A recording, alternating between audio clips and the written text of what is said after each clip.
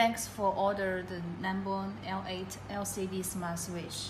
Now let me show you how to install the L8 LCD smart switch. LCD smart switch use the advanced split design. It split to two parts. This is the LCD front glass panel, LCD panel. This is the back case. Before you install, you need to confirm that all those pins are straight. And here, and all those pins need to point to those holes. And then fix here. Push down. Now power on.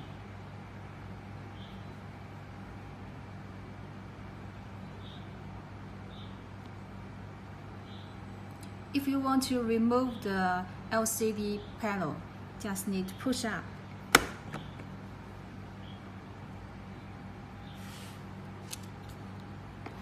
We also have the square size for the LCD smart switch.